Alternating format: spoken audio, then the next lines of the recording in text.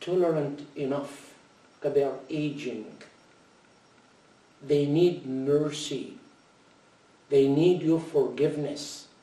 They need more and more your caring. They need you to look after them. Whatever they say, if they realize what they're saying, they're losing their memory, they have Alzheimer, they have some diseases, multiple diseases, and so on and so forth. So when it comes to this, be extra careful when you're dealing with them. And remember, when you're little, what they have done to you. Now they are older, but you're an adult, what you do. So once my children saw me treating my parents this way, definitely without any doubt, they would copy me down, if not do much better than I do.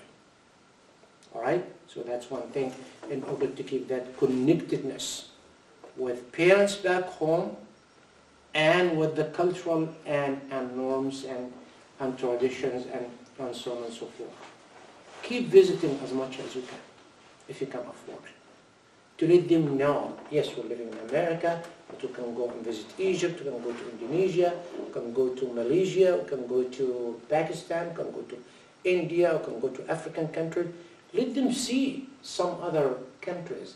Let them experience something else. They would enrich their life. They would appreciate a lot of things. Yes, no doubt. There, anywhere, it is not like here. Everything in here, you know what I mean. Back there, maybe by the end of the day, oh, power is gone. No power. No enough good water. Can't take a shower every day.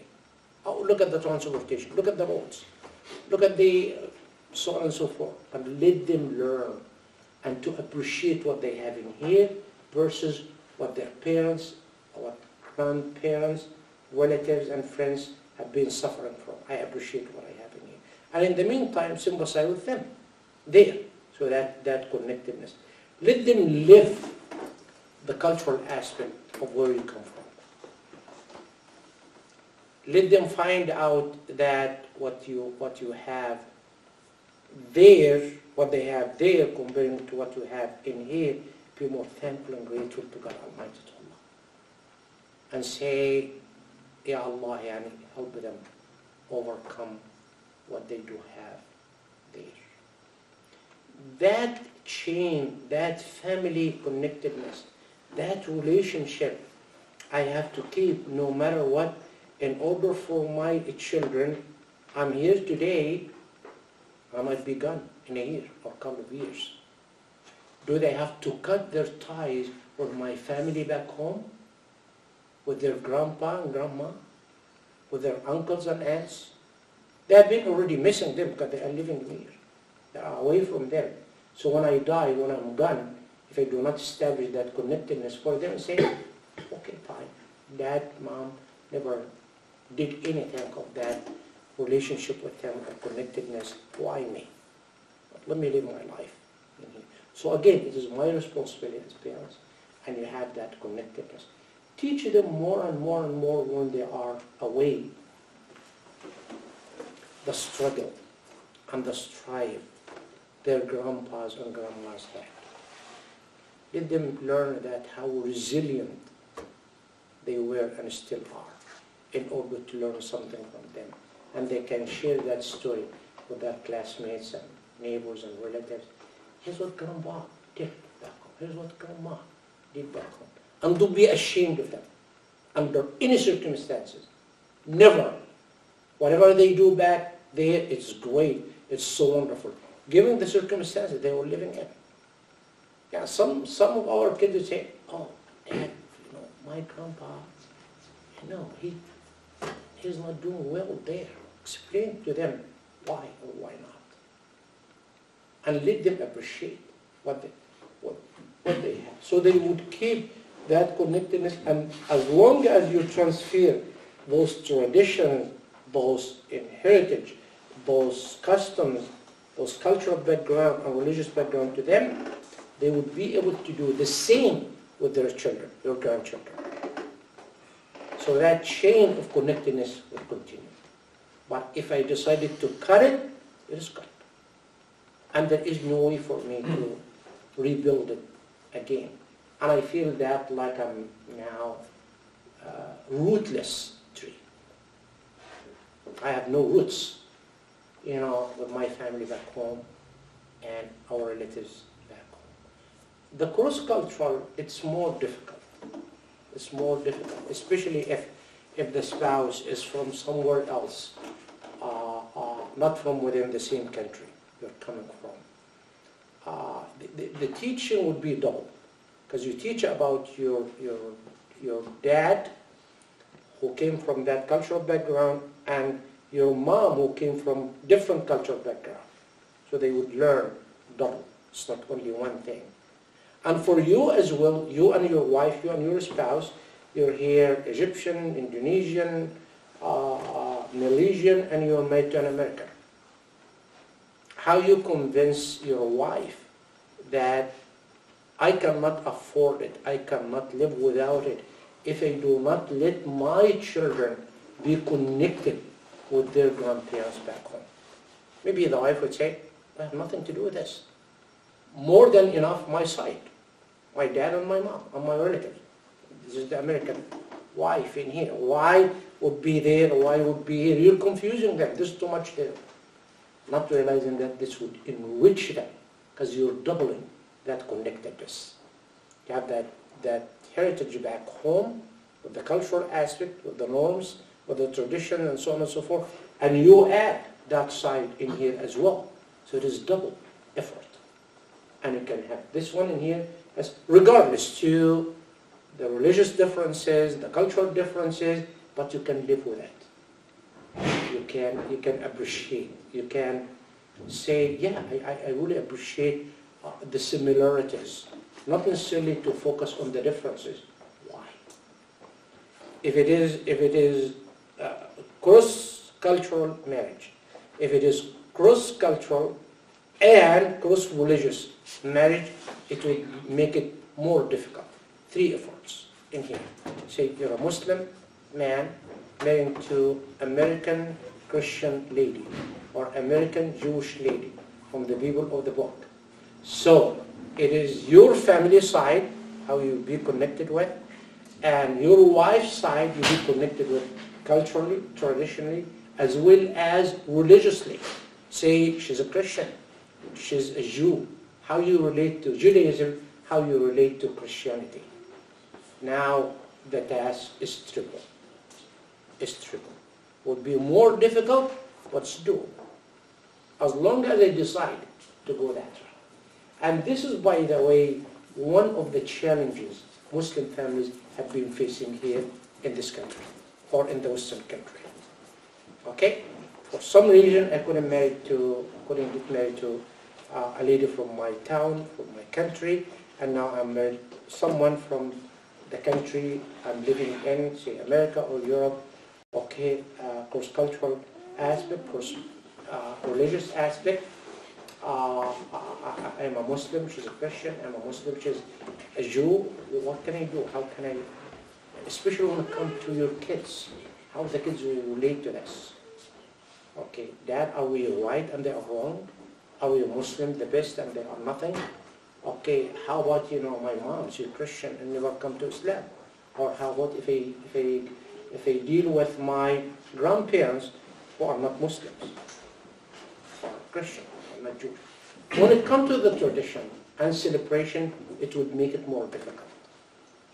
Like back home, my parents, both of them, when it's Ramadan, oh, Assalamu alaikum, how are you? Ramadan Kareem, may Allah accept from you. I was fasting, we're fasting here 14 hours a day. Down to dust, you see, it's so difficult. Why? It is the middle of summer. How about you? You're talking about the same issue with the differences. All right? Tab Ramadan now. Dad, are we fasting? Yes. We're Muslims? Yes. How about mom? She's not fasting. How they can take this issue? She's not a Muslim. She never reverted to Islam. She is not practicing Islam. But if she's practicing Christianity, if she goes to the church every Sunday, how I can reconcile that issue? Or to the synagogue every Sunday, how I reconcile that issue with myself and with my children as well. If the question would come up and say, okay, honey, how are we going to raise our children? Muslims as you, or Christian as mine, or Jewish people as mine? How are we going to tackle this issue? From day one. Well done, Muslims. Muslims. That's the way. All right? And it would go on and on and on in a lot of things. Celebrate Ramadan, celebrate Eid al-Fitr, celebrate Eid al-Adha. Now it is mom's side. Okay, celebrate Christmas. Dad, what we're going to do? We're going to go to Grandpa to celebrate Christmas with him. And with both of them, Grandma and Grandpa. How about the Christmas tree? How about Easter? How about this? How about that? And so on and so forth. Okay? How you reconcile those issues Islamically? I have to study. I have to find out. So these are some of the challenges Muslims are facing living in here. And like it or not, there are serious issues. And if we're not aware of that, knowledgeable enough about them, how to tackle them, how to take care of them early on, and from the Islamic perspective, from A to Z, whatever Islam is telling me, I have to follow. No buts, no if, no compromise, no nothing. With the wisest way ever, with the most decent way ever, when I discuss this matter with my spouse, with my wife, or happen to be a Christian, or happen to be a Jew. This is what Islam is saying. I'm not bringing anything in my own. I'm not inventing anything in my own. This is what Islam is saying.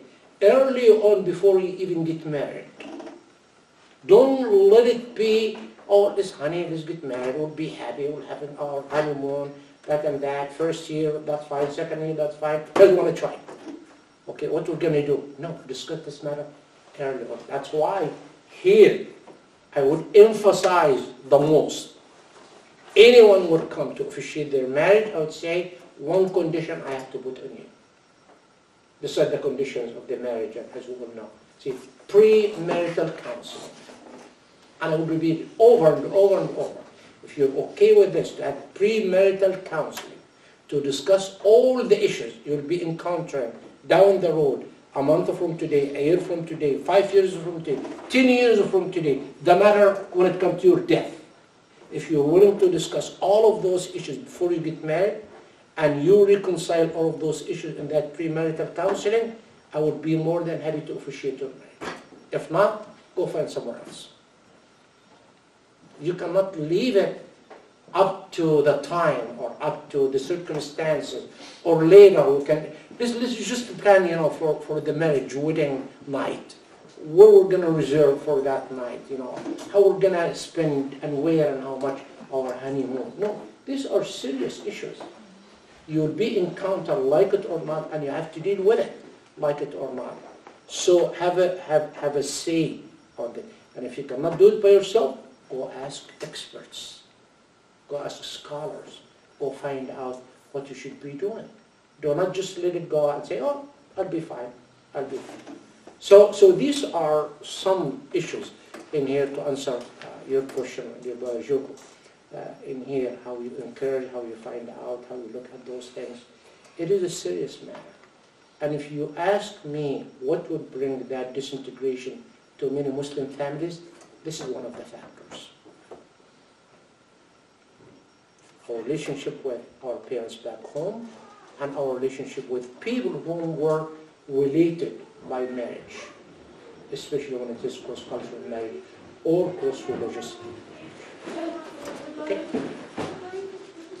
If there is any comment in that regard, if there is any comment from my dear brothers and sisters, audience, in that issue, or you remind me of something, maybe I forgot to discuss. Please. Yes. Just a little thing. Yeah, sometimes this married couple is like Muslim with their kids, and they know that living here, But at the same time, they also, I don't know what is the intention is like. They're celebrating other religion in their house, and they have Christmas tree, but they were Muslim. So what is the ruling in this case? The ruling in what, in particular? In celebrating like other religion celebration, even though they are not Muslim. Other religion? Like Christmas, something like that. And you're now very, very specific when you find those differences. Okay, here's a Muslim man married to a Christian lady, and here's a specific situation I have to deal with, like for instance the Christmas celebration. No. This is like the same couple with the same, they both Muslim. Okay. They have children, but seeing that they're living here maybe, they just want to... So the couple of them Yeah. are Muslim. Husband is a Muslim, wife is a Correct. Muslim, they're living in the United States of America. Correct. Now they encounter like Christmas celebration. Something like that. And Or they Easter. Even, something like that. And they even got trees and they put it and they do picture or whatever, you know. Okay. That again, you know, it's a good question, and we have, because we're living in this land, and we have to respect, you know, what is going on and so on and so forth. First, I have to define my holidays and my celebration and my events, understand them really well. We have only two celebrations throughout the year: Eid al-Fitr and Eid al-Adha. Eid al-Fitr after Ramadan, Eid al-Adha, that the pilgrimage. Eid and Hajj and so on and so forth. Other than that, nothing, literally. And even some people, let's celebrate, you know, Al-Isra wal-Mi'raj. Let's celebrate Mawlid al-Nabi, you know, the birth of the Prophet, sallallahu alaihi wasallam, and so on and so forth. There is no room for any of these in Islam. Two major celebrations. You can recognize the birth of Muhammad sallallahu alaihi wasallam, not only one night or one day. You can talk about his life and his history, his biography, to learn about it. He's a wonderful and a great role model. You can learn a lot from him, and so on and so forth. Isra wal Mi'raj. Here we had how many sessions on Friday sermon? We had about Isra wal Mi'raj. 5 of them. The last one was today, to look at the lessons out of Isra wal Mi'raj. Though some people take it as one mind, celebrate it, recognize it, and we're done. Okay, let's wait for another one next year. So when it comes to my own celebration first, the Islamic ones, capitalize on them, understand them, celebrate them well, okay? Recognize your children, how all of us will be involved and have a wonderful celebration, and we have that great celebration we're accomplishing with the whole month of Ramadan fasting, is our zakah we did, has our sadaqat, Eid al-Adha, recognizing and celebrating Ibrahim alayhi salam was sacrificed with Ismail alayhi salam, and the Hajj, you know, the Hajj and the benefit, and so on and so forth. I have to start from within first, understand it, and solidify it, and recognize it, and celebrate it, and practice it. If I don't, I would look for an alternative to benefit from. You know what I mean?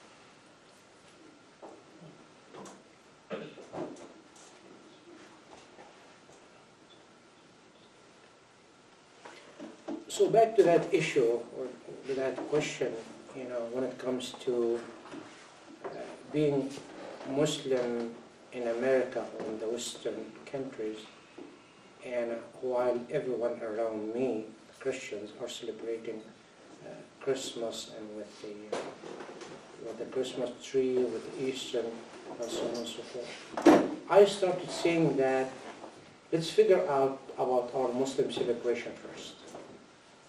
Have a very precise definition of them and celebrate them. Let them make a lot of sense to you. Find out the essence behind them. Find out when you're celebrating all of those two major celebrations, Eid al-Fitr and Eid al-Adha, how much of transformation in my life, how much of happiness, and so on and so forth. This would really prepare you and equip you when you make the comparison between what you have been celebrating as a Muslim versus what they have been celebrating as Christians. So when I have those celebrated, practiced by me, when it comes now to the Christmas, and I have to understand the meaning of it, and the practice of it, and who invented, who was practicing it early on, what the Bible is saying about it, what the Old Testament, the Torah, is saying about it, versus what the Quran is telling me about in here. And make your mind, find out, make that comparison in a just way, in a fair way, and then you can decide. If I'm giving you an apple to eat, say this is honey crisp, and here's another one, whatever the kind is, tell me which is which one you like the most. I have to try both of them in order to decide. Okay? So I tried this one, the Islamic celebration. Now I have seen those in front of me say, okay, where those traditions are coming from? They're bid'ah in Christianity. It's innovation in Christianity. Nothing in the Bible is saying that celebrate Christmas. Nothing in the Bible or Old Testament say buy a Christmas tree. Nothing. Show it to me. I studied this. I tried to find out. This is one thing. In order to assure me that I can relate to something which has really authentic teaching about it. And I would say, okay, what are you celebrating in here? What is that event is all about? What is the outcome? What I benefit out of it? What it would add to my life? Okay? Once I have that precise understanding of events around me, now I can decide, should I celebrate or not? And the answer is not to celebrate whatsoever. Second, but I live in America, and my other side of my family is Christian, if I'm married to a Christian wife. But no, let me go back to your question. A Muslim husband and a Muslim wife living in United States of America, seeing that Christmas celebration, Christmas tree, Easter, and so on and so forth. Now I know the source of teaching, the source of knowledge, and the practice, and why, and so on and so on. So easily for me to say, oh, no, I'm not going to celebrate it. But in relationship to people around me, my co-workers at work, my classmates, my neighbors, they are celebrating Christmas. And I'm about to go out, and everyone, with that family, having many relatives, many friends, and stuff. And we used to be, if we develop a good relationship with them, hi, how you doing, good morning, good afternoon, good evening, Christmas Day and stuff. When I see them and I know Christmas, I keep going without saying anything. No. No. This is not Islam. This is not Islam. If you're treating them well previously, at that day, you treat them well, and well, and well. But how? Don't say Happy Christmas.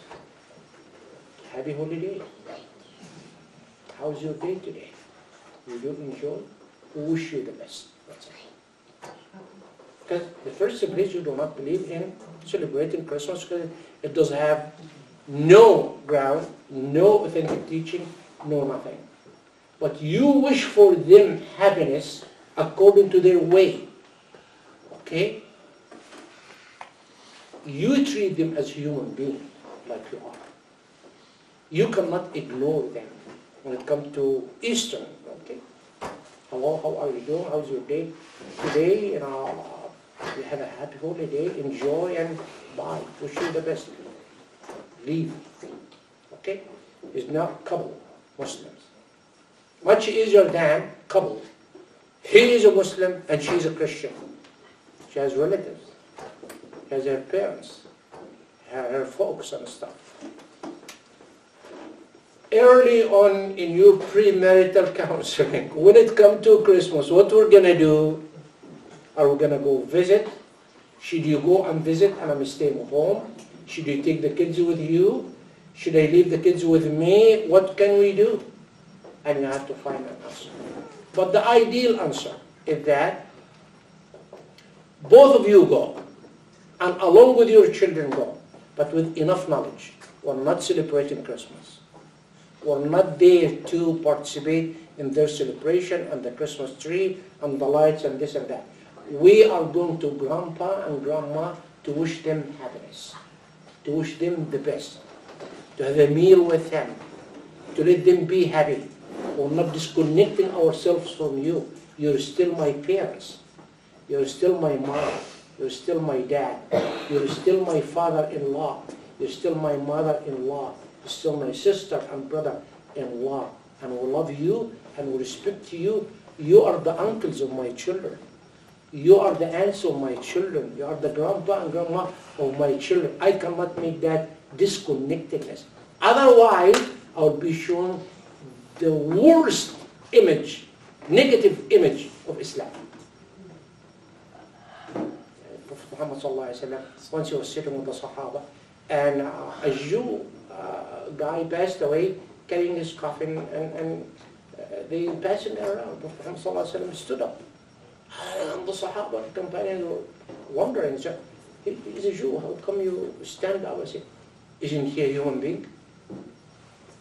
And that's your Prophet. That's your Prophet. Though at that time, some of the tribes, members of the tribes of the Jewish people in Medina, and giving him a hard time. Yet, I have to do. So here, this is your golden opportunity, living in America and the West, to show the best image of Islam ever. You have to be wise enough. You have to deal with those situations in a way. If someone would come and ask you, do you celebrate Christmas? Be very honest in your answer. Say, first, I'm not a Christian. Second, no, we don't. Third, you have your way and I have our ways. If you do not want to give an answer of that nature, you celebrate Christmas, ask him or her, do you celebrate Eid al-Fitr? What is that Eid al-Fitr? Teach them. Instead of focusing on the Christmas, don't focus on Eid al-Fitr. Teach them something else. What you do is what we do, okay? Here what we celebrate. Would you come over? Would you be accepting our invitation to come and celebrate with us? You want to see how we celebrate? You want to see how we recognize? You're very welcome. You have the lead. Have the upper hand. Don't be distracted. Don't be manipulated by anyone. And don't be afraid to say the truth, no matter what. Everyone around you will respect you. I'm not here to change my mind, change my personality, to change my attitude, about things in order to make you happy. And deep down, they know you're manipulating the situation. You're changing your your thought about something. You're trying to make them pleased, and they will never be pleased. Say the truth, no matter what. So here is when it comes to that celebration, being here along with your wife who happen to be Christian, or along with your wife who happen to be a Jew, you go and deal with them and let them understand and have the upper hand to say, here's what we celebrate. When it comes to the Jewish celebration, tell them what we have about the Passover, what we have about the Jewish community in Egypt, what happened to them. Share with them what happened to Moses in the Quran, by the ayat of the Quran, by the revelation of the Quran. Tell them, here's our stand when it comes to the Jewish people. Tell them we're cousins. First time I said it to a group of people in one of the synagogues, do you know we're cousins? Everyone said, what do you mean? What do I say? Okay, let's look at our lineage in there. That's Ibrahim alayhi salam. Okay, I have Ishaq, Isaac on one side, and Ishmael, Ismail from other, the other side, Ishaq from Sarah. And Ishaq, then what? Yaqub, and then 12 sons, including Joseph alayhi salam, till it comes to Moses and Harun. Muhammad sallallahu alayhi wasallam, Ismail, Ibrahim, Ismail, down, Muhammad, we're cousins. How many Jew people know that? We're cousins. And cousins should fight each other, should kill each other, should be in conflict with each other, or reconcile everything. You take the upper hand, you teach people around you. You give the best image of Islam. You teach them. Okay, I hope I answered your question. So, since we have this and we have Maghrib Adhan, inshallah, we'll take a break, have Salat al-Maghrib, inshallah.